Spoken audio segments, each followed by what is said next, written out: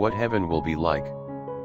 And there shall be no more curse, but the throne of God and of the Lamb shall be in it, and his servants shall serve him. Revelation chapter 22 verse 3.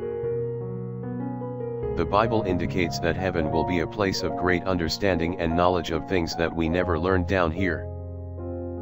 Sir Isaac Newton, when an old man, said to one who praised his wisdom, "I am as a child on the seashore picking up a pebble here and a shell there. But the great ocean of truth still lies before me." And Thomas Edison once said, "I do not know 1/1,000,000th part of 1% about anything."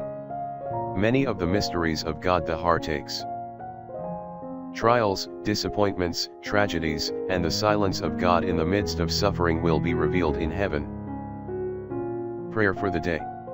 All the questions will be answered.